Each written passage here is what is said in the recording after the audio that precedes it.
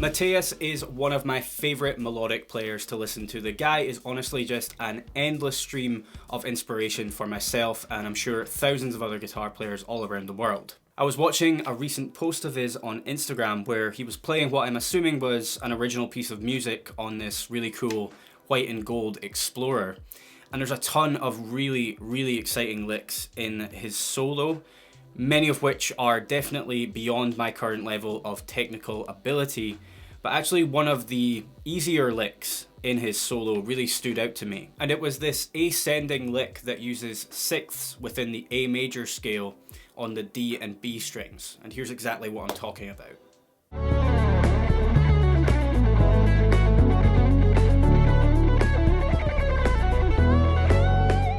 So today I'm going to teach a version of that lick as well as show you how it actually works so that we don't simply all just steal this lick from Mateus, but rather we learn something from it, and that way we can use that knowledge we've gained to develop our own identities as guitar players. Now I said a version of that lick, and what I mean by that is we're going to stick mostly to what Mateus plays, but he plays this really crazy fast run right at the end of that.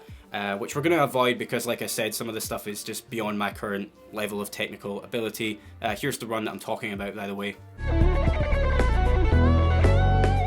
So we'll leave that for another day, and instead we're going to add in a bend right at the end of the lick, which is going to sound like this.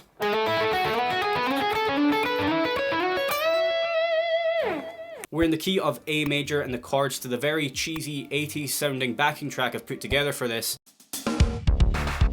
are E major, F sharp minor, and D major. So that's a 5-6-4 progression in the key of A major.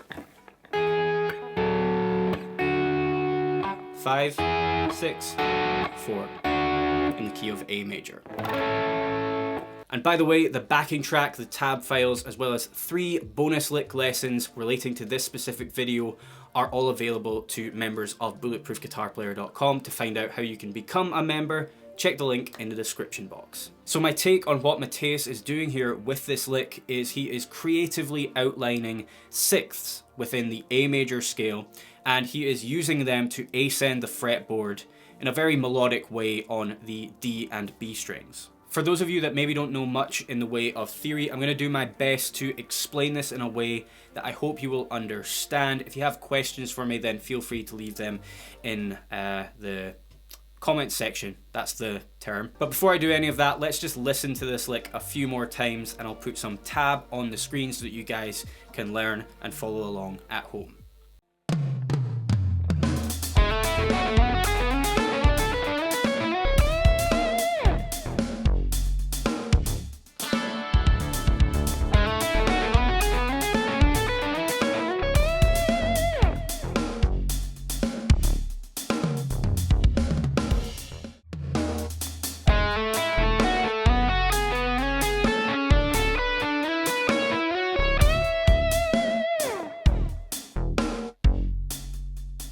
So a sixth is a type of interval, and intervals are commonly defined as the space between 2 notes.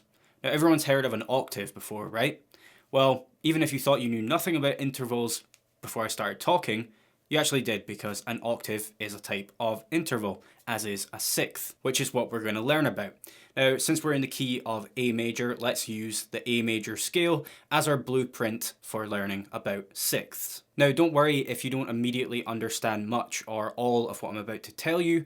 Just do your best to try and follow along at home, and hopefully at the end of this, at least something will make sense to you. But if you have questions for me about this, then feel free to leave a comment in the comment section and I will do my best to get back to you. So the major scale has 7 notes, and the construction of it is as follows. We have a root note, which in this key is A. Then we have a major second, a major third, a perfect fourth, a perfect fifth, a major sixth, and a major seventh before you return to the root. Some of you watching already know this, so feel free to skip ahead if that's the case for you. If not, then continue watching. So you heard me say major sixth there when I got to this note, F sharp. And that's because it's 6 notes higher than the root note, 6 notes higher than the note I started on here. 1, 2, 3, 4, 5, 6. So that's counting the first note as number 1. 1, 2, 3, 4, 5, 6. Now, close your eyes, and I want you to listen to me play the first part of Mateus's lick. So here we go. And again. Now, let's go back to the A major scale. Up to that 6th, and back to the lick. Hear that?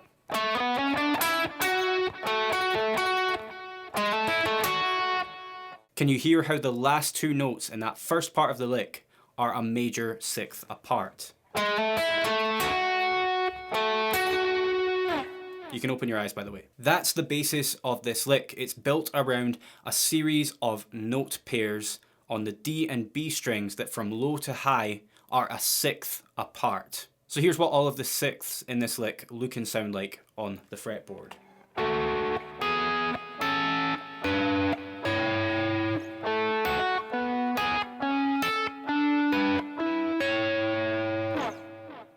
To prove that they're all 6 notes apart, let's do some counting. So the first 6th is from A to F sharp. So let's play that within the A major scale. 1, 2, 3, 4, 5, 6. Okay, the next 6th is B to G sharp. Again, let's play that from within the A major scale. 1, 2, 3, 4, 5, 6. Then C sharp to A. Let's play that within the A major scale. 1, 2, 3, 4, 5, 6. Then D to B, again within the A major scale. 1, 2, 3, 4, 5, 6. Play that again. 1, 2, 3, 4, 5, 6. And then lastly, E to C sharp. Again, we're going to play that from within the A major scale. 1, 2, 3, 4, 5, 6.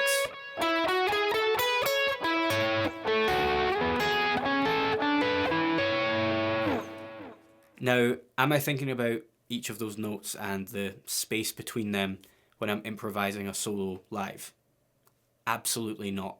So get that out of your head if you have that assumption about music theory. We learn it, we practice it, and we internalize it so that we don't have to think about it when we're on stage. So that was a very brief explanation of what 6ths are.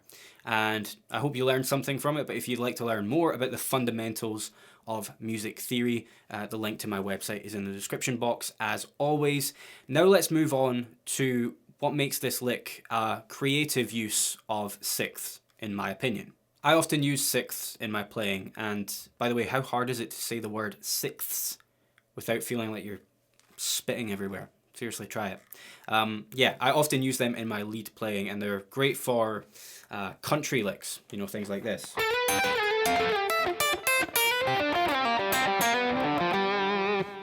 And I usually just play the notes one after the other before moving on to the next 6th, like this, for example. But other times I might want to slide into the lowest note first and then play the 6th. Something like this, for example.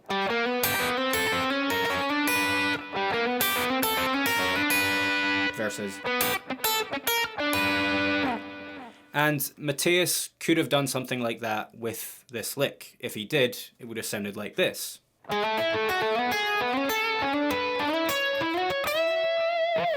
Even though that was a simplified version of his lick, I still think that that would sound good in a solo, in his solo. That's probably what I would have played. But Mateus, instead, he does this cool thing where he moves up on the D string, and instead of going straight for the 6th, which is what I just did with that simplified version of the lick,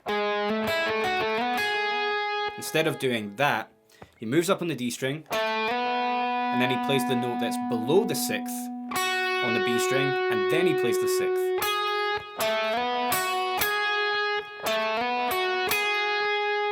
And he repeats this pattern of sliding up on the D string, then playing a note that's below the 6th, and then playing the 6th.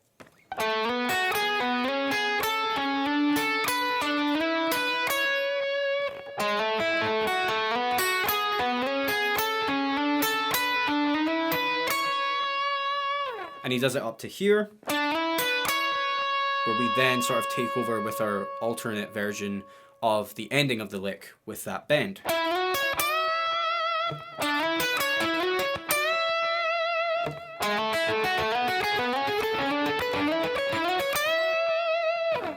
Maybe I'll get the actual ending of that lick down for another day, but anyway, now that we know how this lick actually works, what can we do to make it different? Well, my first suggestion would be to try it out on different pairs of strings. Sixths are very often played in this way, where you're moving horizontally up and down the fretboard on 2 strings at a time, leaving 1 string in the middle which you're skipping. So Mateus's lick was on the D and B strings, leaving the G string in the middle untouched. So why not try it out on the G and high E, or the A and G strings, or even the low E and D strings. So for example, here's sixths of the A major scale played on these string pairs.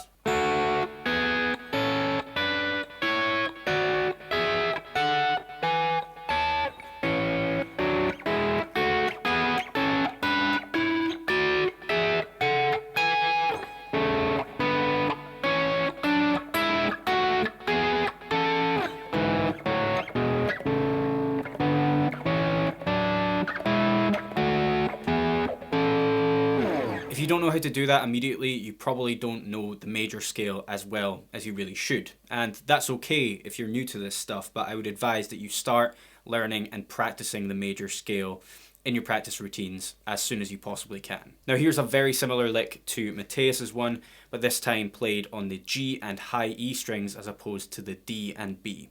Here's what it goes like.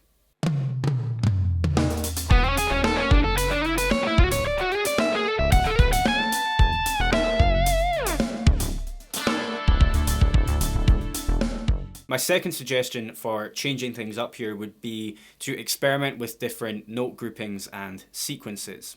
You know, I pointed out how for most of the ascending portion of Mateus's lick, he was doing this thing where he would slide up on the D string, then pick a note below the sixth, and then play the actual sixth. So that's 4 notes. The first was here. The second was when he slid up to here. The third was this note here. And the fourth was the actual 6th interval. 1, 2, 3, 4. But is that how the lick started? No. He slides into this note on the D string, then picks this note here on the B, goes back to that note on the D string, and then he picks the 6th. It's this versus this. And what is that? 1, 2, 3, 4, 5.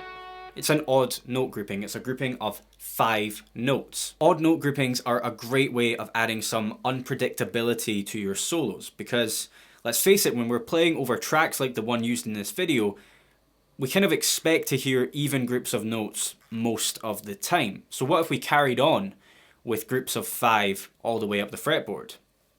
That might sound cool. Let's take a listen.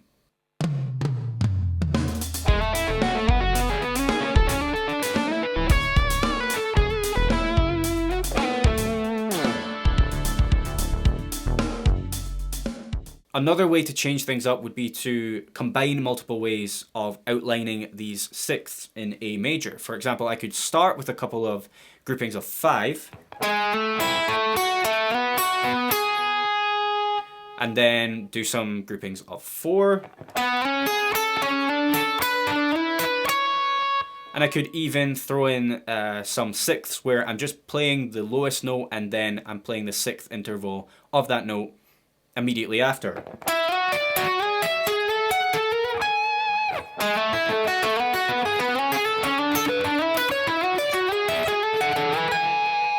That wasn't the best demonstration of that, but hopefully you understand what it is I'm actually trying to demonstrate. Here's a better example of what I'm getting at.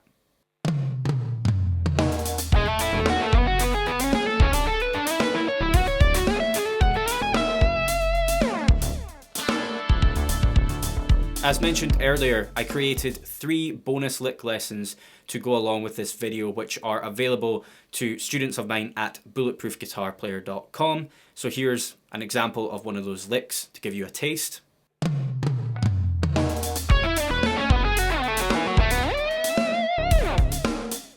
And those come along with the downloadable tab files and the backing track. So if you learn something from this free lesson, but you want to continue learning more about music theory in a way that is demonstrated on the fretboard, check out the link in the description box. Thank you guys so much for watching this lesson. I had a lot of fun making this one, and I hope that that came across in the video. If you enjoyed it and you learned something from it, please do me a favor and click the like button, share it with your guitar playing buddies, click subscribe and the notifications bell to never miss another video from myself in the future.